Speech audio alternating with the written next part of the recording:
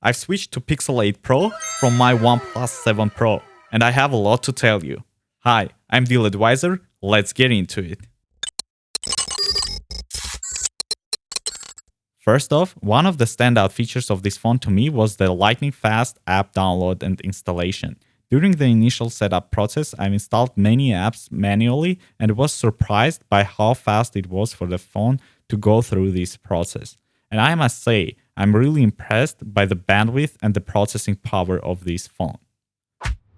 Speaking of the bandwidth and connectivity, the mobile network on this device is definitely improvement over its predecessor OnePlus 7 Pro.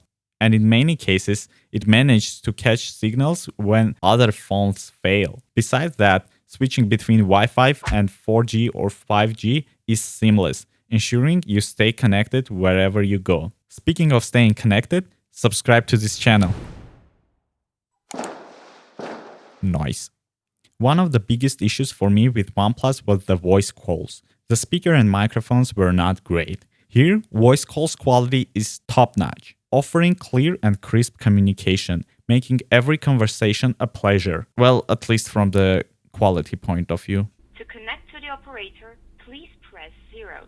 The other thing is that the display quality and brightness are exceptional, providing a visual stunning experience regardless if you are indoors or outdoors. This is one of the brightest displays on the market, and it really does a great job displaying a perfect picture even under a direct sunlight. Besides that, the display is able to go between 1 Hz and 120 Hz, and with the animations turned off, it feels lightning fast, and many iPhone users notice immediately how fast this phone is. Another standout feature is Google's commitment to security, with updates promised for up to 7 years, ensuring your device stays protected well into the future.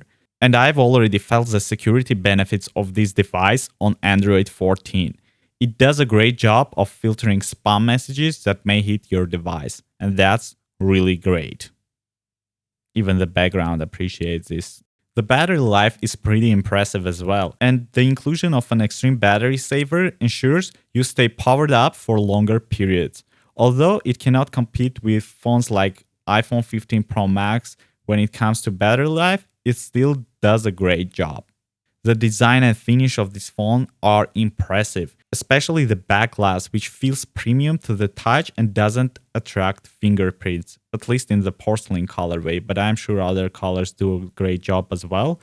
But the back glass is like the top. I haven't felt a better quality on other devices. Yeah, and it's great, really great. Now let's switch gears and talk about the cons. One of the cons that really disappoint me is the fact that it is not possible to connect the phone to an external display. I understand that most of the users won't even bother about this, but for me personally, this feature is really helpful, especially for content creation. And considering that I also have issues casting the screen to a TV, about which I talked in another video, this limits my usage of this phone quite substantially. The biggest downside for me about this phone is the amount of software bugs. One of those is sporadic screen blackouts that occur in different apps and conditions despite the phone being up to date. Demonstrating the bug.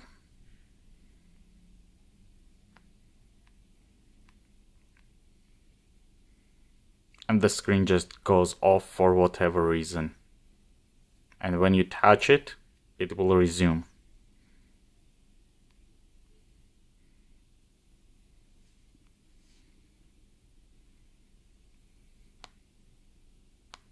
Nice disco.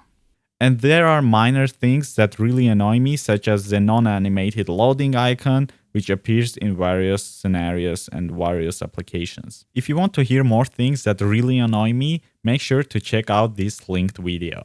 And also, if you own Pixel 8 or Pixel 8 Pro, share your experience in the comments down below, and don't forget to subscribe for more in-depth reviews. Thanks for watching, I'll see you in the next one.